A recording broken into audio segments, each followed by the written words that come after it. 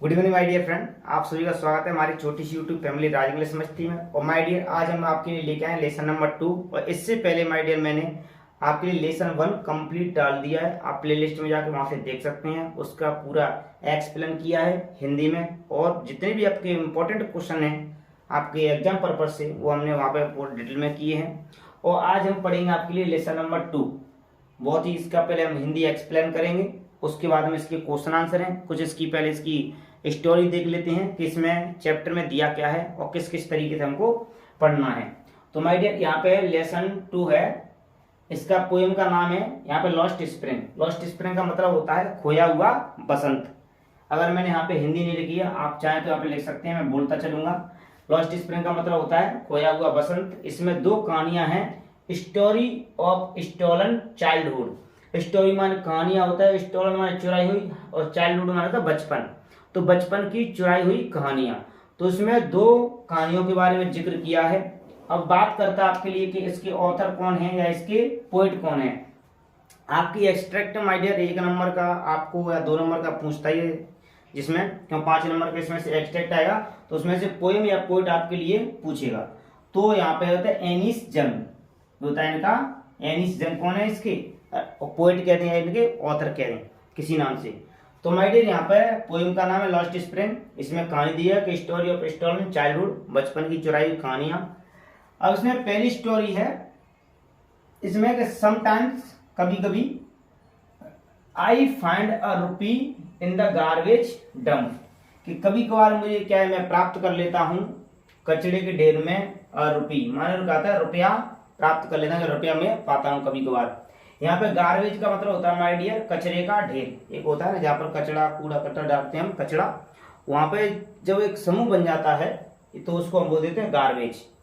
अब इसमें कहानी दी गई है, तो कहानी है इसमें साहेब ए आलम। पूरा नाम है, शॉर्ट नाम कहते हैं साहेब, और इसका फुल नेम की बात करें तो यहाँ पे होता है साहेब ए आलम। और दूसरी कहानी है, दूसरी स्टोरी है माय डियर यहाँ पर, I want to drive a car, माने मैं कार चलाना चाहता हूँ। ये कहानी दी गई है किस पर माय डियर, मुकेश पर। और ये कहानी दी गई है पहली आपकी साहिब पर। तो इसमें 2 कहानियों का जिक्र किया है। दोनों कहानियों को डिटेल से हम एक्सप्लेन करेंगे हिंदी में, और उसके बाद में इससे एग्जाम से पर्पस जितने भी इंपॉर्टेंट क्वेश्चन हो रहे हैं उनको हम यहाँ पर सोल्व करेंगे। तो माय डियर, यहाँ पर पहली कहानी के बारे में जिक्र किया गया है जो उसका संबंधित है किससे, साहिब से। यहाँ पर मैंने कुछ शब्द हैं जो उसकी आपकी कहानी से रिलेटेड हैं, वो मैंने यहाँ पे नोट कर लिए हैं, और इनके माध्यम से हम पूरा इसका हिंदी में एक्सप्लेन करेंगे। अब देखो, तो बात आती है यहाँ से बांग्लादेश से, कि साहिब था ना, जो साहिब है इनका पूरा नाम साहिब आलम है। ये कहाँ पर रहते थे, बांग्लादेश में रहते थे। कहाँ पर रहते थे, बांग्लादेश में। और बांग्लादेश में क्या था कि आंधी तूफान वगैरह बहुत सारे आते हैं, तो वहां पर जिनकी फसलें थी बहुत खराब हो जाती हैं, तो वहां के लोगों को 2 टाइम का खाना भी नसीब बहुत मुश्किल से हो पाता है। तो माय डियर, वहां से क्या है, जो साहिब था ना, यहाँ पर छोटा बच्चा ही था 8 से 10 साल का, वो अपनी माँ के साथ में बांग्लादेश से 1971 में कहाँ पर आता है, भारत में। कहाँ पर आता है माय डियर, भारत में आता है। इन पॉइंटों से हम कहानी को आप करते चलेंगे, आप देख लेना। तो साहिब है वो बांग्लादेश से कहाँ पर आता है, क्योंकि वहां पर आंधी तूफान चलते रहते हैं, वहां पर क्या होता है 2 टाइम का खाना भी उनके लिए सही से नहीं हो पाता है। तो 1971 में जो साहिब है अपनी माँ के साथ में वो कहाँ पर आते हैं, 1971 में यहाँ पर दिल्ली के पास में एक जगह पड़ती है जिसका नाम कहते हैं सीमापुरी। क्या नाम दिया है माय डियर, यहाँ पर सीमापुरी पड़ता है। जो एक क्या होता है, ये गरीबों का थोड़ा सा इलाका होता है। यहाँ पर क्या होता है, खूबसूरत बिल्डिंगें होती हैं, एक कस्बे की तरह, कॉलोनी की तरह होता है। तो दिल्ली के पास में एक जगह पड़ती है सीमापुरी, वहां पर आके ये बस जाती हैं। और वहां पर क्या है, अपने रोजगार के लिए जो साहिब होता है वो क्या करता है, यहाँ पर कचरा बीनने लगता है। क्या बीनने लगता है माय डियर, कचरा बीनने लगता है। जैसे आपने देखा होगा अभी रोड पे कुछ पुअर फैमिली से जो बच्चे हैं वो क्या होता है, वो भी क्या है कचरा बीनते रहते हैं। उनको माय डियर हम कहते हैं रैग पिकर। रैग पिकर का हिंदी मतलब होता है कचरा बीनने वाले, उनको रैग पिकर बोलते हैं। और यहाँ पर क्या है, साहिब भी क्या करता है, वहां पर जो सीमापुरी में अन्य लोग रहते हैं उनके साथ में कचरा बीनता रहता है। और वहां पर क्या होता है, क्योंकि वहां पर बहुत गरीब फैमिली, गरीब लोग रहते हैं, जिस तरह आपने देखा होगा जनजाति जो आदिवासी वगैरह और अपने जो रहते हैं वहां पर इस तरह क्या होता है, जो तम्बू तान के वहां पर रहते हैं। अब क्या होता है, रैग पिकर उनको बोलते हैं जो कचरा बीनते रहते हैं। अब यहाँ पर आते हैं तो ये क्या देखते हैं, यहाँ पर लेखिका होती हैं एनिस जंग, और लेखिका इनको देखती हैं, जो राइटर हैं लेखिका हैं वो उनको देखती हैं कि जो सभी बच्चे थे छोटे छोटे वो उनकी पढ़ने की उम्र में वो क्या बीनते रहते हैं, कचरा बीनते रहते हैं। तो वहां पर एनिस जंग उनको देखती हैं, उनसे पूछती हैं कि आप उस कॉलोनी में क्या आप स्कूल नहीं जाते, साहब से पूछते हैं, साहब के साथ में और उसके मित्रगण होते हैं उनसे, लेकिन साहब बोलता है कि हमारी कॉलोनी में तो कोई स्कूल ही नहीं है, तो हम पढ़ने कहाँ जाएं। तो माय डियर वहां पर जब एनिस जंग उनसे कहती हैं कि अगर मैं स्कूल बनवाऊंगी तो क्या आप मेरे स्कूल में पढ़ने आओगे, तो वहां पर साहब कहता है, साहब के मित्रगण कहते हैं कि जी मैम, हम अगर स्कूल बनवाएंगे तो हम आपके स्कूल में पढ़ने के लिए आ जाएंगे। तो और वहां पर क्या होता है, जो बच्चे होते हैं 4 से 5 दिन के बाद जाते हैं एनिस जंग के पास में, क्योंकि एनिस जंग जो ऑथर थी, राइटर थी, वो उनके पास में ही रहती थी। इसको हम कहते हैं नेबरहुड, माने पड़ोसी। जो लेखिका थी ना वो साहिब की पड़ोसन थी और वो पड़ोस में ही रहती थी। तो वहां पर क्या है, लेखिका के घर में वो चले जाते थे, वहां पर पूछते थे कि मैम आपका स्कूल बन गया तो हम पढ़ने के लिए आ जाएं, लेकिन इतनी जल्दी माय डियर स्कूल नहीं बनता है। तो उनको एनिस जंग बताती हैं कि अभी स्कूल है से जल्दी नहीं बनता है, और जिस दिन बन जाएगा मैं आपको खबर कर दूंगी। अब वो एनिस जंग सोचती हैं कि देखो छोटे बच्चों में कितना जज्बा है पढ़ाई करने का। तो इस तरीका से वहां पर क्या होता है, जो बच्चा होता है, साहिब होता है ना, अब वो क्या होता है, सभी उस कॉलोनी में बच्चे होती हैं, वो क्या होता है, वेयरफुट रहते हैं। वेयरफुट का मतलब होता है नंगे पैर, वो जूता चप्पल पहनते नहीं है। और जब लेखिका उनसे पूछती हैं कि तुमने अपने पैरों में चप्पल जूते क्यों नहीं पहने हुए हैं, तो बच्चे बताते हैं, अपनी गरीबी को छुपाने के लिए छुपाते हैं और बताते हैं कि हमारे यहाँ पैसे की कमी नहीं है, लेकिन हमारे वहाँ क्या है, एक ट्रेडिशन है। ट्रेडिशन मतलब होता है माय डियर परंपरा। वहां पर क्या है, एक परंपरा है हमारे यहाँ कि वहां पर जो सभी लोग हैं वो क्या होता है, बिगर जूते चप्पल के रहते हैं, वो पैरों में जूते या चप्पल नहीं पहनते हैं। लेकिन वास्तव में वो क्या है, अपनी गरीबी को छुपाते हैं और अपनी क्या है, एक ट्रेडिशन परंपरा का बहाना लेते हैं यहाँ पर। अब इसमें क्या होता है, जब लेखिका उनको पूछती है, किसको, साहिब को, कि साहिब तुम्हारा फुल नेम क्या है, पूरा नाम क्या है, तो साहिब यहाँ पर बताता है, अपना पूरा नाम बताता है कि मेरा नाम साहिब ए आलम है।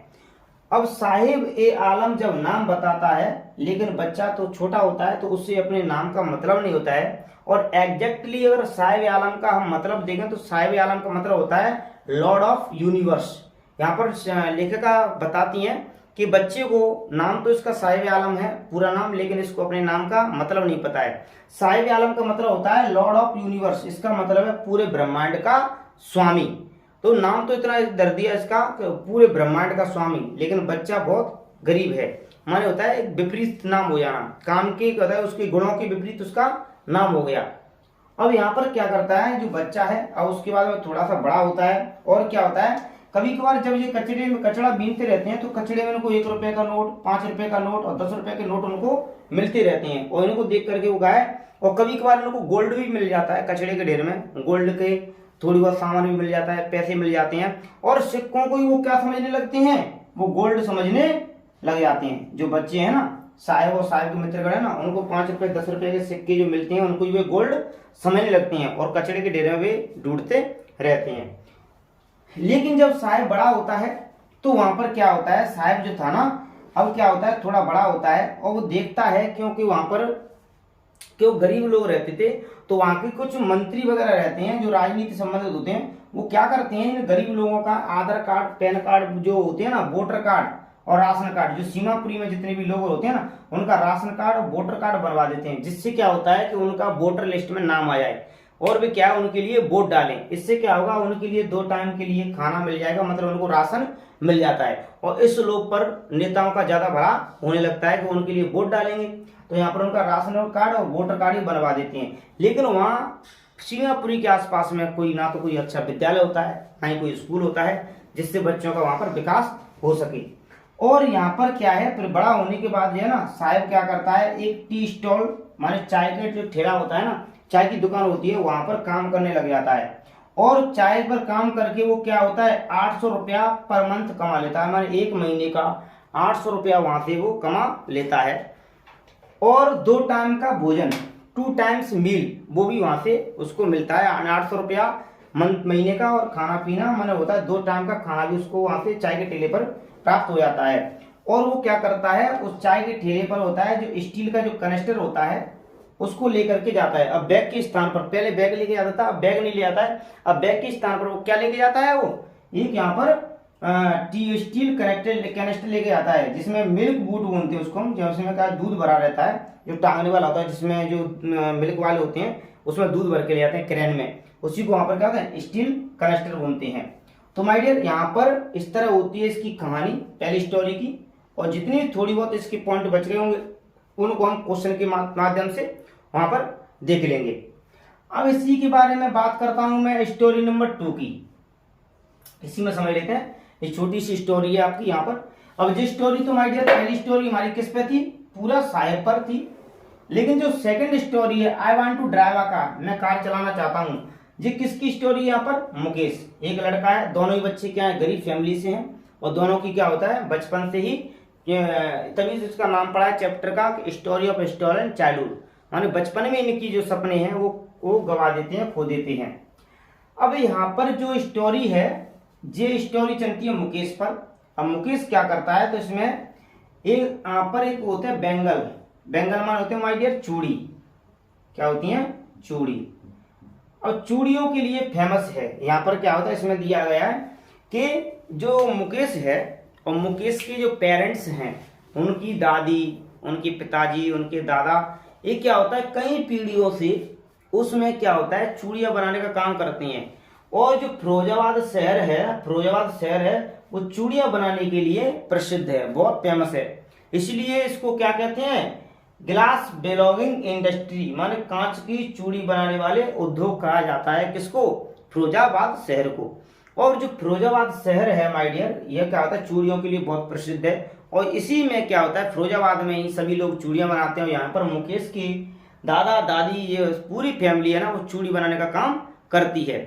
अब वो बताते हैं कि उनकी क्या थी, ये भी उनके पास एक ट्रेडिशन थी, एक परंपरा चली आई थी कि उनके जो दादा थे उन्होंने भी क्या है पहले चूड़ी बनाने का काम किया, उनके पिताजी ने भी किया और वो भी करेंगे, आने वाली जो जनरेशन है वो भी चूड़ी बनाने का काम करेगी। लेकिन यहाँ पर क्या हुआ था माय डियर, जो मुकेश है ना उसकी जो सोच है, उसकी जो थिंकिंग है वो अपनी फैमिली से थोड़ी सी डिफरेंट है, थोड़ी सी अलग है। वो क्या है, वो एक मोटर मैकेनिक बनना चाहता है। वो क्या बनना चाहता है, मोटर मैकेनिक। इसीलिए यहाँ पे दिया भी है कि जो मुकेश है ना वो क्या होता है बेंगल मेकर चूड़ी बनाने वाले का बेटा होता है। मान फिरोजाबाद में क्या होता है जो बेंगल मेकर होते हैं उनका बेटा है मुकेश, और जो क्या कहाँ रहता है फिरोजाबाद में रहता है, और वो क्या बनना चाहता है, वो एक मोटर मैकेनिक बनना चाहता है। और क्या होता है वो मनमान खुद का मालिक बनना चाहता है और एक मोटर मैकेनिक बनना चाहता है।